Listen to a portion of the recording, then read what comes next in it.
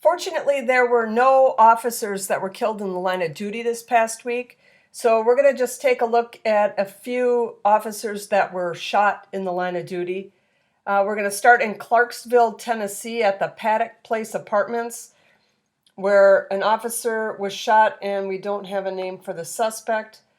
One officer was reportedly injured in an incident involving a barricaded suspect that began Tuesday afternoon and ended early Wednesday morning in Clarksville.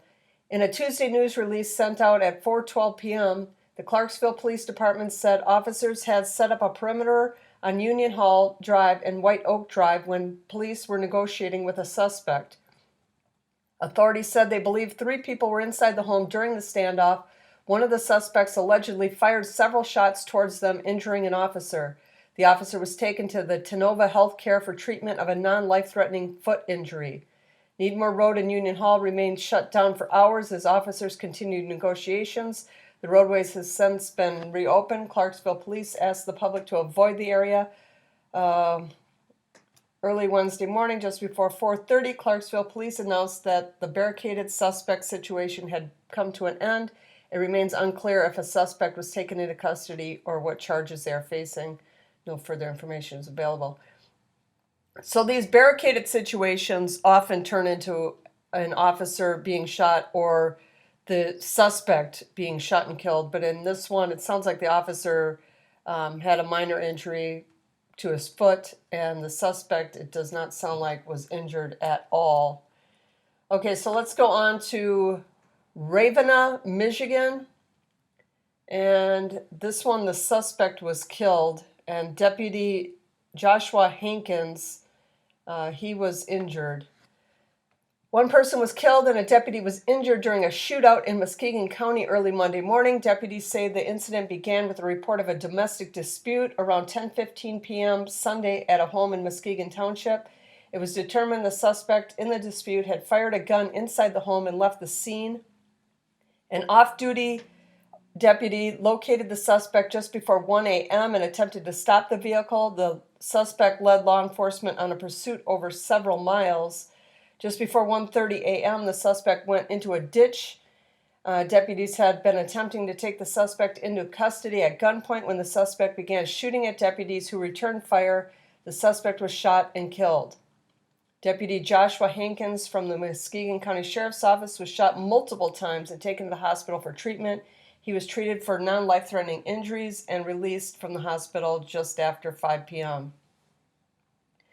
You know, these fleeing suspects, well, here's a little more. According to the Sheriff's Office, Hankins joined the department in 2021 following graduation from the Grand Valley State University Police Academy in 2020.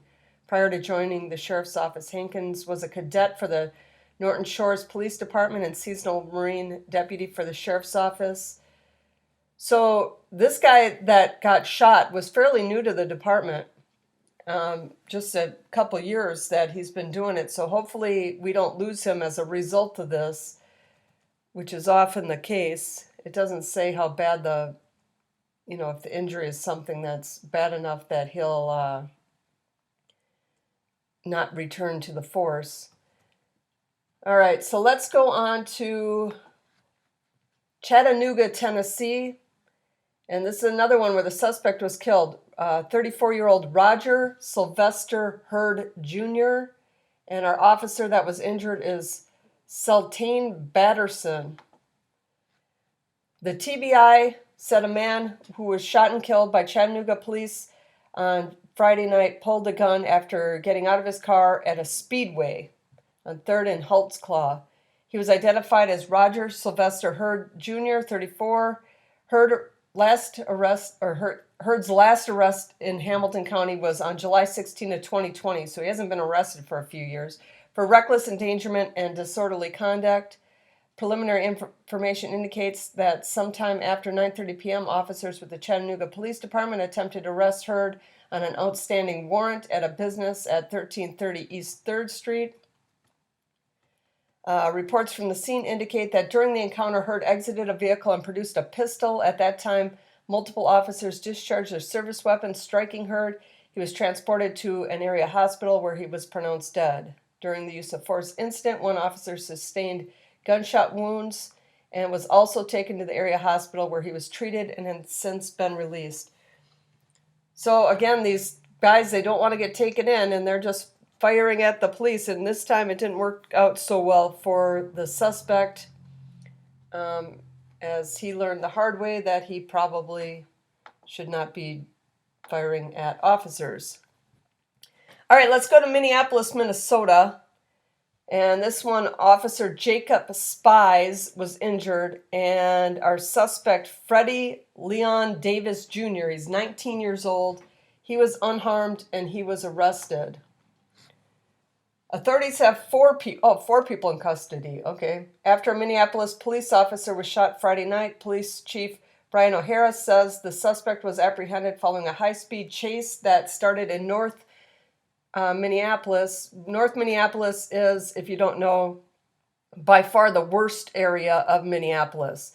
I did a drive through there earlier this year. They had 3 mass shootings within, I think it was within just a few days on the same couple of blocks in that area. So that's a bad area of Minneapolis. All right. What happened here yesterday is absolutely outrageous. One thing that terrifies me to hear is the call I heard last night. Police say just before 8 p.m., officers spotted a Chevy Equinox near 36th and North and Queen Avenue North. Authorities say the SUV matched the description of a vehicle used in a robbery in that area, but that wasn't all. The officers saw that the vehicle, they ran the Minnesota registration, and they found there was a KOPS alert on the particular vehicle for fleeing from the Brooklyn Park Police the day before. O'Hara says the officers attempted a traffic stop, but when the suspect vehicle fled, they did not pursue it. That was the Brooklyn Park people didn't pursue it the day before. He adds that about an hour later, an MPD officer identified by a source as Jacob Spies, a 7-year veteran of the department, was driving an unmarked car and spotted the SUV. O'Hara says the officer followed it for about a mile to the area of 42nd Avenue and Colfax Avenue North while calling for backup. The officer lost sight of the vehicle, and he came around the curve and over the hill crest. All of a sudden, he began receiving incoming automatic gunfire. I cannot say whether the suspects in the vehicle believed he was the police or believed he was someone else, but it's clear from what happened that they were trying to kill whoever was in the car. Wow. O'Hara says he can't confirm if the shots came from inside the suspect vehicle or someone standing outside of it. Spies, shot in the shoulder, was taken by backup officers to North Memorial Hospital. Meanwhile, police pursued the suspect vehicle in what the chief described as a high-speed chase to 21st Avenue North and Upton Avenue North, where the suspects crashed into a parked car. Police say 3 males inside, including a juvenile, were transported to HCMC with non-life-threatening injuries. I can tell you, if you engage in activity where you're fleeing from the police at speeds of 75 miles per hour, it is a risk you may get injured in the accident. MPD has identified the adult suspects as Nevaeh Page, Freddy Davis Jr., and Jamin Bowman, all 19 years old. O'Hara says a ghost gun, one that lacks a serial number and is typically assembled from parts purchased separately, was recovered inside the suspect vehicle. Investigators are checking to see if the firearm matches shell casings found inside. Spies was released from North Memorial Hospital around 1:15 a.m. with dozens of officers in attendance. Last night was a reminder of the dangers of being a police officer. We are fortunate that the officer sustained non-life-threatening injuries and is recovering at home. Governor Tim Walz posted a statement on Twitter saying, thinking about the Minneapolis police officer who was injured in the line of duty last night, I'm glad the officer is on the mend. Minneapolis is a city, last summer I was often saying that it was ready to explode.